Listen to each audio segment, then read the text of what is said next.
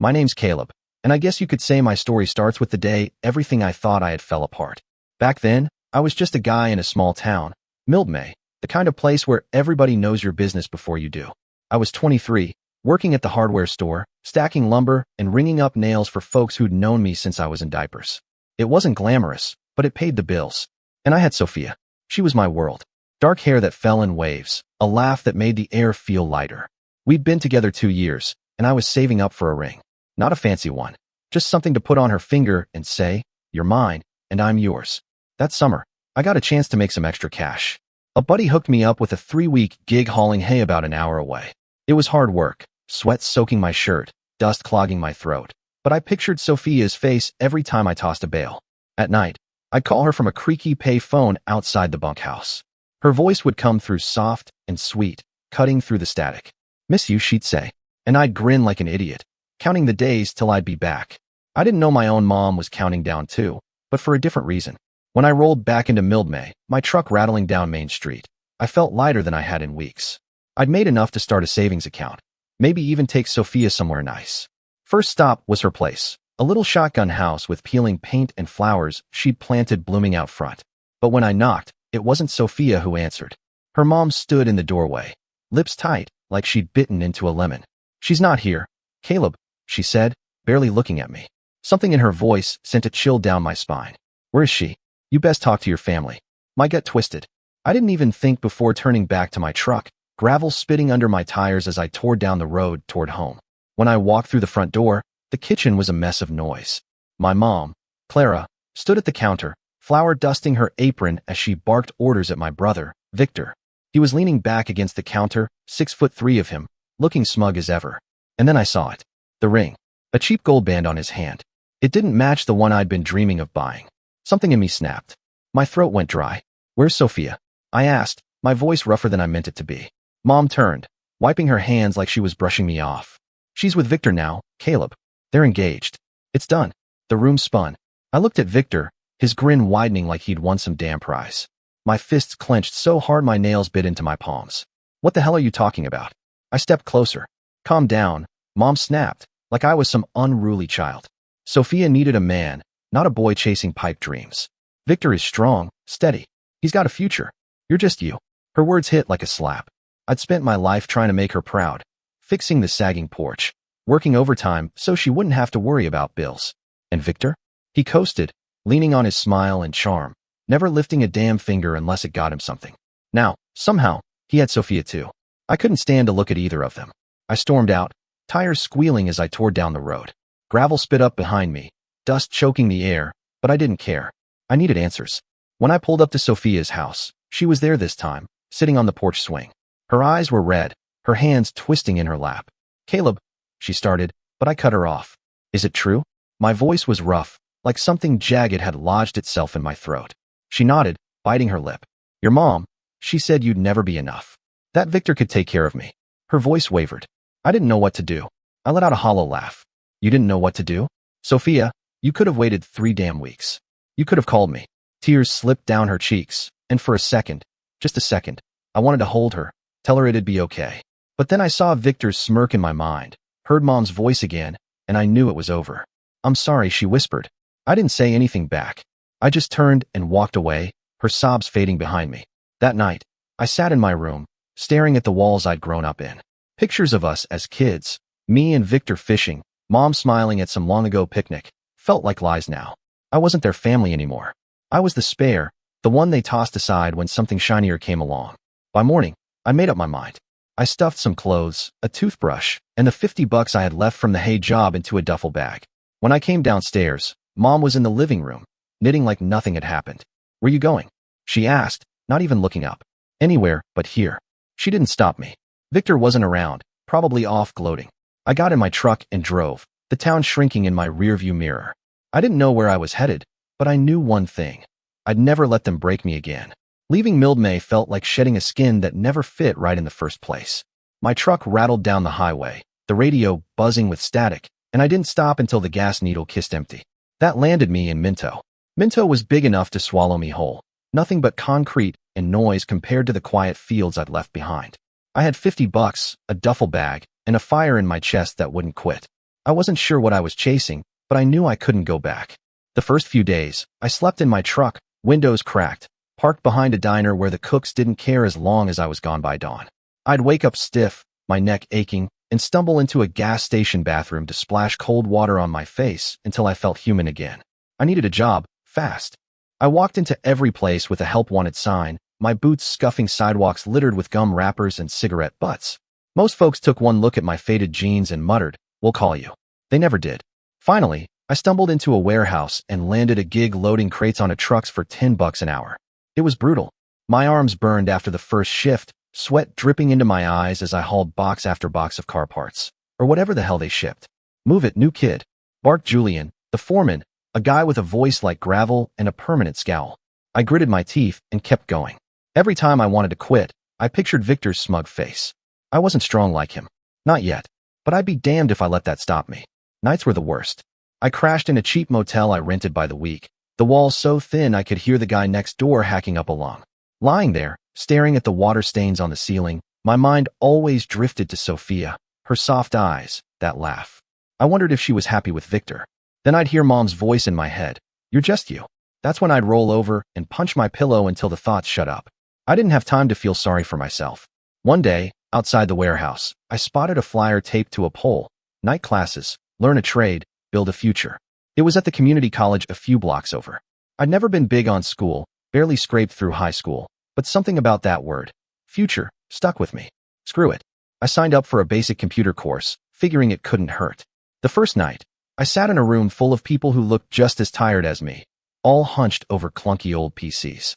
The teacher, Mr. Hayes, was this wiry guy with glasses sliding down his nose.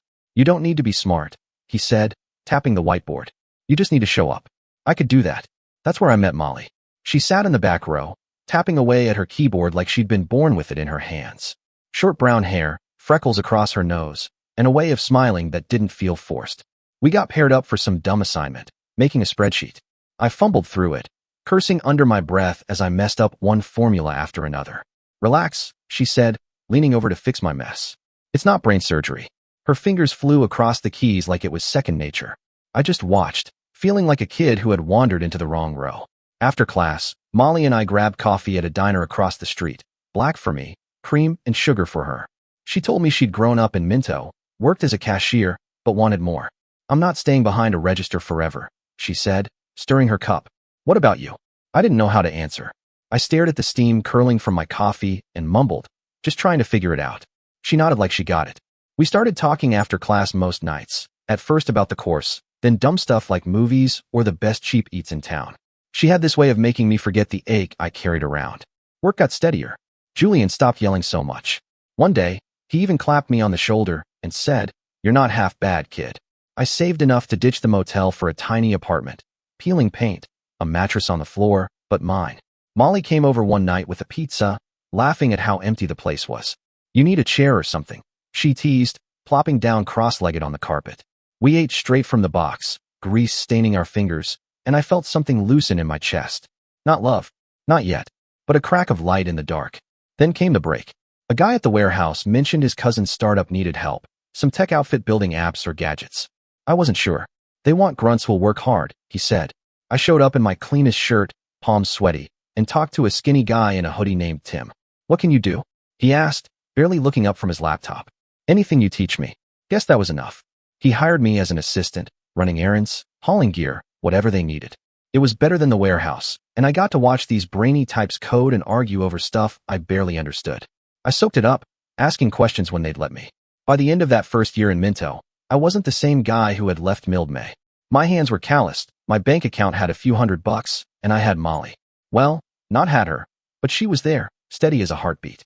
One night, walking her home from class, she slipped her hand in mine, casual like it was nothing.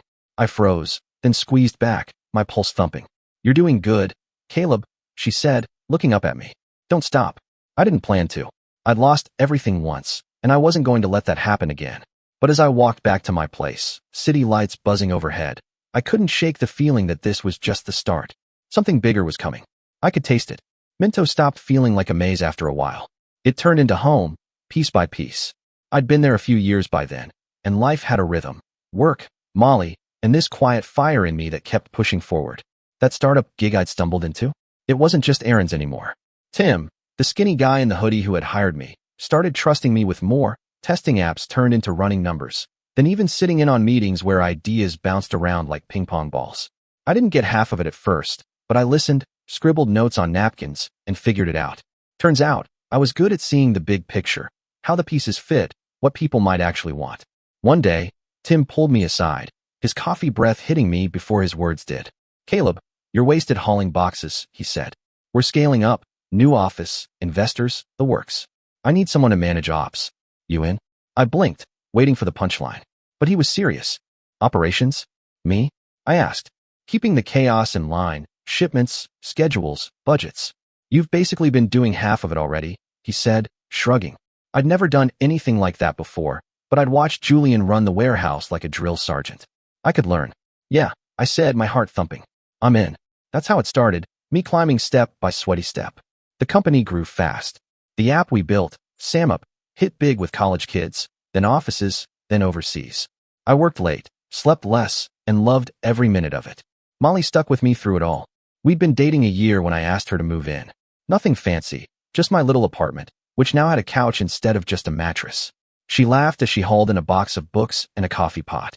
"Feels like we won something," she said, grinning. A year later, I proposed.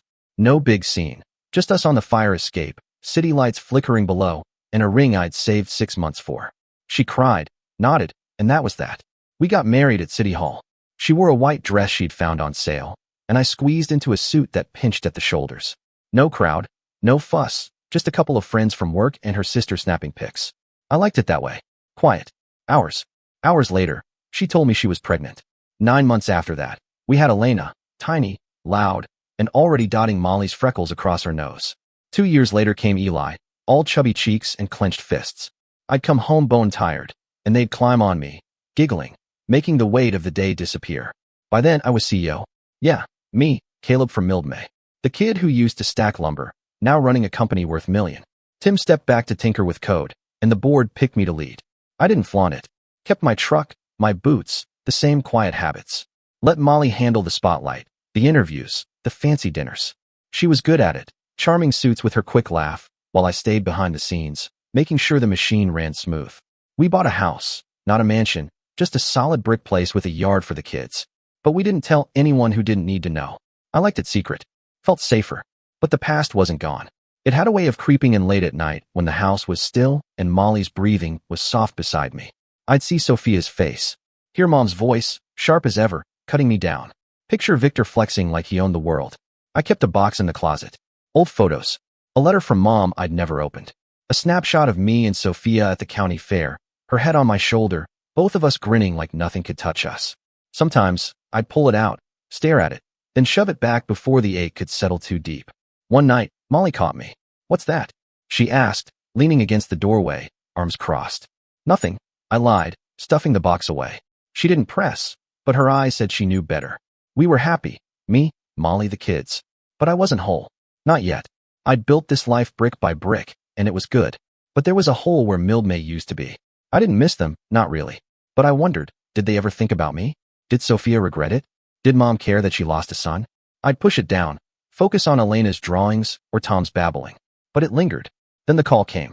I was in the office, papers spread across my desk, when my phone buzzed. Unknown number. Mildmay, area code. My stomach clenched. I almost didn't pick up. But something made me. "Caleb," a gruff voice said. Familiar. I froze. "Yeah? It's Pete. Your dad's gone. Heart attack. Funeral Saturday. Uncle Pete. Dad's brother." My throat locked up. Dad hadn't been perfect, quiet, let Mom run the show, but he'd never cut me like she did. "I'll be there," I mumbled. When I hung up, I just sat there, staring at the wall. Molly found me like that when she got home, kids trailing behind her. "What's wrong?" she asked, setting Tom on the floor. I told her, voice flat. She stepped closer, hand warm on my arm. "You don't have to go." But I shook my head. "I do. Not for Mom. Not for Victor or Sophia. For Dad, maybe. Or for me." That night, I couldn't sleep. I slipped out of bed, dug out that box again. The letter from Mom was still sealed, postmarked years back. I tore it open, hands shaking. "Caleb, come home. We miss you. Victor and Sophia are struggling. Help us." No sorry. No nothing. Just a demand, like always. I crumpled the letter and tossed it in the trash. They didn't get to need me now. Friday morning, I packed a bag, suit, tie, nothing flashy. Molly hugged me tight at the door, Elena clinging to my leg. Be careful, Molly said, searching my face. I will, I promised. Driving out of Minto, the kids waving from the porch, I felt that old ache stir. Mildmay was calling me back, and I wasn't sure what I'd find. But I knew one thing. I wasn't that broke kid anymore. Whatever waited there, I'd face it standing tall. The drive back felt like crossing a line I'd drawn in the dirt years ago. My truck hummed along the highway, fields blurring past, and with every mile, the knot in my gut tightened. I hadn't been back since I peeled out at 23, tailpipe spitting dust, and now here I was, 35, with a life they didn't know about. The radio crackled, some old country song about lost love. I switched it off. Didn't need the reminder. I rolled into town late Friday. The sky was gray and heavy, like it might rain. Mildmay hadn't changed much. Same sagging porches, same gas station with the busted sign. The past pressed in close, familiar and unwanted. I pulled into a motel on the edge of town. A squat brick place with flickering neon. Inside, the clerk barely looked up as I slid a few bills across the counter. The room smelled like bleach, the bed creaked, but it would do. I dropped my bag and stared at myself in the cracked mirror. Lines around my eyes. Hair a little thinner. I wasn't that kid anymore, but I still felt him rattling around inside me. Saturday morning, I put on the suit, dark, simple, nothing flashy, and drove to the church. It was the same one we'd gone to as kids. White paint peeling, steeple leaning like it was tired. The parking lot was full, cars lined up in neat rows. Folks in black milled around, voices low. I parked at the back, took a breath, and stepped out. Heads turned. Old neighbors. Cousins I hadn't seen in years. Their eyes flickered with recognition, but no one said much. Yeah, I was a ghost to them now. Inside, the pews were packed, the air thick with the scent of flowers and murmured voices. I slid into a seat near the back, next to some guy I vaguely remembered from high school. Then I saw them. Mom, Victor, and Sophia sat up front like royalty, holding court. Mom's hair was grayer, pulled tight in a bun, her face sharp as ever. Victor sat broad-shouldered, his suit straining at the seams, looking bored. And Sophia, she was thinner, her eyes dull, hands folded neatly in her lap. Time hadn't been kind, but I didn't feel sorry. Not yet. Mrs. Carter, my old Sunday school teacher, leaned over and whispered, "They stuck you back here, huh?" Typical. I shrugged, keeping my mouth shut. I could feel Mom's eyes sweeping the room, but she didn't spot me. Victor muttered something to Sophia, and she nodded, blank as a doll. They thought I was nothing. Some broke nobody who'd crawled back for crumbs. Let them. The service started. The preacher droned on about Dad's life, how he'd worked the farm, how he loved his family. I barely listened. Dad had always been quiet, always in Mom's shadow. But he taught me to fish. He fixed my bike when I crashed it. He never stood up for me, though. Not once. I wondered if he'd tried at the end. Then Uncle Pete stood up. He cleared his throat, a paper shaking in his hand. "Caleb," he said, voice carrying. "Your dad wanted you to read this." Heads turned. Whispers rippled through the church. Mom's face twitched. Victor frowned. Sophia's eyes flicked up. I stood, legs steady, and walked to the front. The aisle felt a mile long, every step echoing on the wooden floor. Pete handed me the paper, clapped my shoulder, and stepped aside. Dad's handwriting stared back at me, shaky, slanted, real. I took a breath. "To my boy, Caleb," I read, my voice low but clear. The words settled heavy in the room. "I wasn't the father you deserved. I let things happen I shouldn't have. But I watched you from afar. Heard about your life, your work. You made something out of nothing, and I'm proud. I'm sorry I didn't say it sooner." My throat tightened, but I kept going. "You're stronger than I ever was. Don't let anyone tell you different." Silence. Not even a breath stirred. I looked up. Mom's lips were a thin line. Victor shifted like he might bolt. Sophia stared at her hands. I could have stopped there. Let it hang. Let them sit with it. But something in me snapped loose. "I brought my family today," I said, my voice stronger now. I turned, looking to the back. "Molly, kids, come on up." Hustle. Footsteps. Molly walked down the aisle, Elena and Tom trailing her. She wore a black dress, simple but sharp. Her hair was pulled back, and the kids looked like little adults. Elena in a skirt, Tom in a tie. I nodded to myself. They reached me. Molly's hand brushed mine, grounding me. I turned back to the crowd. You could have heard a pin drop. Mom's face went white, like she'd seen a ghost. Victor's jaw dropped, his eyes darting between me and the kids. Sophia blinked, slow, like she was waking up. The rest of the church buzzed, whispers, gasps, but I didn't care. I folded Dad's letter, tucked it into my pocket, and said, "That's all." Then I turned and led my family back to our seats, Molly's fingers laced with mine. Elena leaned in and whispered, "Was that okay, Daddy?" I nodded, my throat too tight to talk. The rest of the service blurred. Hymns, prayers, people filing past Dad's casket, their faces somber. I stayed put, watching Mom twist her handkerchief, Victor glare at the floor, and Sophia sneak glances my way. They hadn't said a word, but I could feel it, their world tilting, cracking. Good. When it ended, folks spilled outside. The rain had finally started, dampening the air, making the ground smell like earth and old wood. I stood under the church awning, Molly beside me, the kids playing with a pebble they'd found.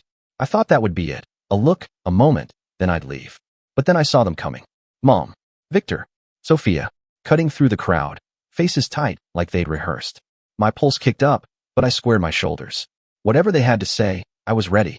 The rain came down steady now, tapping against the awning like it was keeping time. Molly stayed close, silent but steady. The kids kicked at puddles a few feet away, lost in their own world. Around us, people hurried to their cars, pulling up coats and flipping up collars. But I didn't move. My eyes were locked on Mom, Victor, and Sophia as they pushed forward. 12 years since I left. And here they were, about to say something I wasn't sure I wanted to hear. My hands balled in my pockets, but I kept my chin up. They didn't get to see me flinch. Mom reached me first. Her black dress was soaked at the hem, her sharp eyes locked on mine. "Caleb," she said, her voice clipped, like she was calling me in for supper. "You should have told us you were coming." No hello. No nothing. Just that same old tone, like I'd inconvenienced her. Victor loomed behind her, arms crossed, rain plastering his hair to his forehead. Sophia hung back, clutching an umbrella, looking smaller than I remembered. I met Mom's gaze, my voice even. "Didn't think you'd care." Her mouth twitched, but she recovered fast. "Of course we care. Your family." She glanced at Molly and the kids, then back at me, like she was trying to solve a puzzle that didn't fit. "What's all this?" she asked, her eyes flicking over me again. "The suit, the wife, the children?" I let the question hang, rain drumming between us. Molly stepped closer, her hand on my arm, steady like always. I drew strength from that touch, let it ground me. "This is my life," I said finally. "Built it myself. No thanks to you." Victor snorted, breaking his silence. "What's that supposed to mean?" His voice had that same edge, the one he used to cut me down when we were kids. "You show up after years, acting like some big shot, reading Dad's letter like you're better than us." I met his glare without flinching. "I am better than you. Look at me and look at you. The difference is right in front of you," I shot back. He flinched, just a flicker, but I saw it. Mom stepped in, waving a hand like she could swat the past away. "That's not fair, Caleb. We did what was best for Sophia, for the family. You were young, chasing dreams that wouldn't pan out." Victor stepped up, she added, like that explained it all. I laughed, sharp and bitter. "He stepped on me, Mom. You pushed him to it. Told Sophia I'd never be enough. Handed her over like I was trash. Don't act like it was noble." Sophia spoke then, her voice shaky as she stepped out from under her umbrella. "Caleb, I didn't mean to hurt you. Your mom, she made it sound like you'd be gone forever, like you didn't care." I was scared. Her eyes were wet, but I couldn't tell if it was rain or tears. "I thought about you every day," she whispered. I looked at her, really looked. The girl I'd loved was still there, buried under years of regret. But it didn't soften me. "You could have called," I said. "Could have waited 3 weeks. You chose, Sophia. Now deal with it." Her gaze dropped, water dripping from her chin. Victor shifted beside her, jaw tight. "So what?" he said. "You're rich now? Big man with a fancy job? Came here to rub it in our faces?" "CEO," I said flatly. "Built a company from nothing. Didn't come to rub it in. Just came for Dad. You're the ones who made it about me." Mom's eyes widened, just for a second, before she smoothed it over with a practiced smile. "Well," she said, forcing warmth into her voice, "that's impressive. We always knew you had it in you. Didn't we, Victor?" Victor grunted, not selling it. "Maybe," Mom continued, "you could help us out. Things haven't been easy. Victor lost his job. The farm's struggling. Family helps family." And there it was. The ask. Same old Mom, turning a knife into a handshake. For a split second, I saw red. Memories flashed, her voice in the kitchen. "You're just you."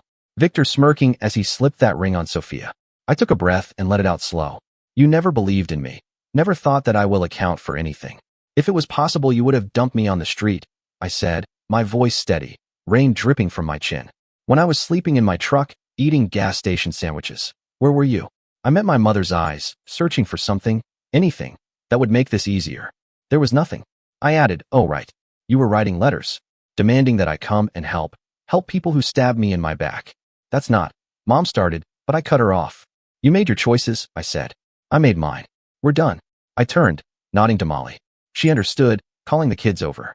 Elena and Tom scampered toward us, laughing, kicking at puddles, oblivious to the weight pressing down on the air around us. Let's go, I said. We started toward the truck, the rain beating against my back.